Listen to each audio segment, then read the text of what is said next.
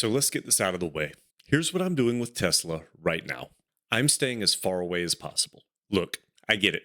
Every time you turn on the news or you scroll through X, you see the vision. You see the robotaxis, the Optimus robots, and a future where Tesla isn't just a car company, but the backbone of the global AI market. And for a lot of people, that's enough to hit the buy button. But as a long-term investor, my job isn't to buy into the hype. It's to look at the cold, hard economic reality. Right now, there is a massive war happening between Tesla's stock price and its actual business fundamentals. While the price is screaming AI revolution, the balance sheet is whispering slowing auto manufacture. We're seeing a valuation dislocation that I haven't seen since the dot-com bubble. We're talking about a company trading at over 400 times its trailing earnings, while the core business and profits are actually shrinking. In this video, I'm going to show you why I'm flatly avoiding this stock. I'm not saying that Tesla's going to zero, but I am saying that my framework that I use to protect my money is flashing a giant red warning sign. Today, we're stripping away the accounting noise to see what's really under the hood. To understand why I'm worried about Tesla, you have to look at the neighborhood it lives in. For a decade, Tesla was the only house on the block with electricity. They had the entire EV market to themselves. The macro landscape has changed in 2026, and it is unrecognizable compared to just 5 years ago. The early adopter phase of EVs is over. We've moved into the mass market phase, and that is a brutal place to be. We're seeing a global EV winter where high interest rates and range anxiety have cooled consumer demand. At the same time, the competition has finally woken up. In the US alone, legacy players like GM and Ford have clawed back significant market share, now holding 13 and 7% respectively. But it's just not the domestic guys. The Chinese manufacturers are producing high-quality EVs at a fraction of the cost. The macro reality is that the toll booth Tesla once owned, the idea that if you wanted a cool EV, you had to go to Tesla, has been demolished. It's now a commodity business, and commodity businesses don't usually trade at 400 times earnings. When the sector is fighting for every percentage point of margin, I have to ask myself, why would I pay a premium price for a sector that is currently in the race to the bottom? Now, let's get into the audit. This is the framework I use to separate compounders from pretenders. Quality stocks are profitable, safe, and growing. Junk stocks are expensive, volatile, and struggling to maintain their margins. When I look at Tesla through this lens, the results are startling. First, let's talk about profitability. In 2022, Tesla's return on equity was a staggering 33.6%. That's elite. That is a high-quality signal. But fast forward to our latest 2025 data, and that return on equity has plummeted to under 5%. In my world, a collapsing return on equity is a massive junk signal. It means the company is becoming less efficient with your capital. Then we look at growth. The narrative says Tesla is a hyper-growth company, but the economic reality? Vehicle deliveries actually declined by 16% year over year in the final quarter of 2025. You're being asked to pay for 50% annual growth, but you're receiving negative growth in the core business. Finally, there's safety. On paper, Tesla is safe because they have $44 billion in cash. They aren't going bankrupt. But safety, in my model, also looks at price stability and earnings predictability. Tesla has neither. It has a high beta and earnings that swing wildly based on how many regulatory credits they can sell to the other car companies. When I strip out the accounting noise, the core manufacturing profit is far more fragile than the headlines might suggest.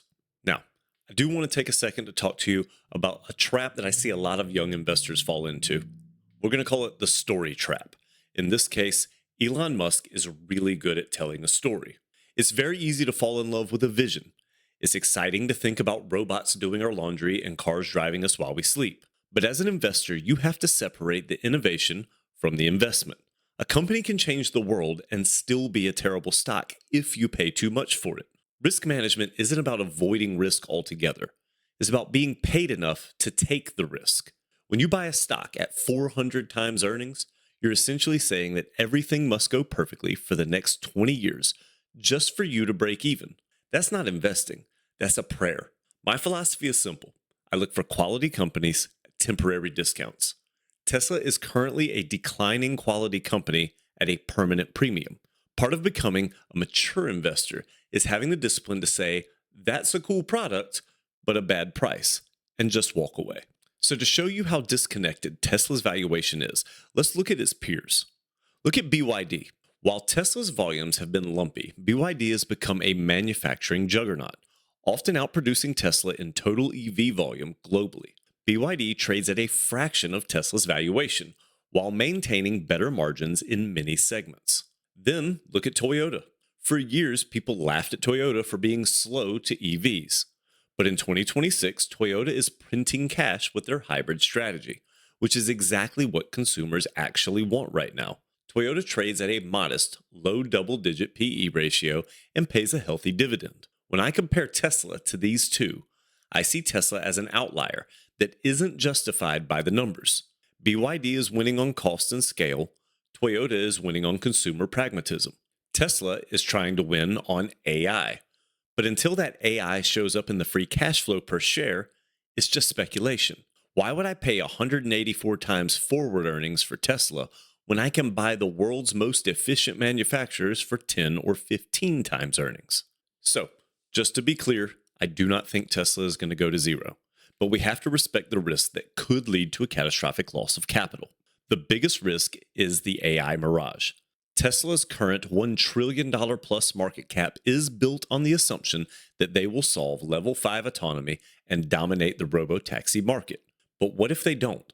What if Waymo or Zoox, who are already running driverless cars in multiple cities, stay ahead?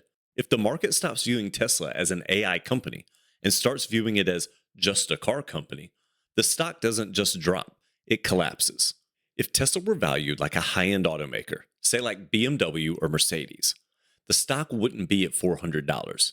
It would be closer to $40. That's a 90% downside risk if the story breaks. Add in the key man risk of Elon Musk's divided attention across X, SpaceX, and XAI, and you have a recipe for extreme volatility that could wipe out a decade of gains in a single market cycle. So here's my verdict. I am flatly avoiding Tesla. I'm looking at this stock, and I don't see a temporary discount. I see a momentum overdrive. The stock is currently hovering way above its 200-day moving average, and the PE ratio is screaming that the market is decoupled from reality. My personal target for even considering an entry into Tesla would be in the 130 to 150 range.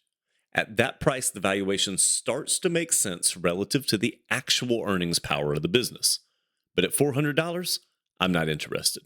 I don't care how many Optimus demos they show.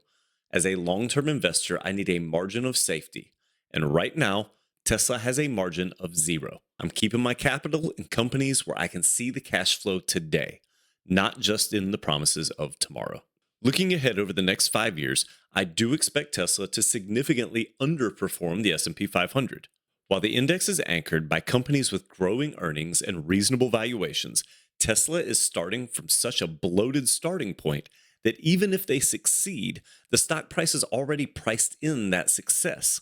If the S&P 500 delivers its historical 8 to 10%, I suspect Tesla will struggle to stay flat as its multiple continues to contract toward the reality of the automotive industry.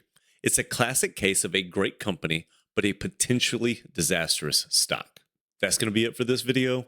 As always, thanks for watching. Thank you for your time. Please consider subscribing, and we'll catch you in the next one.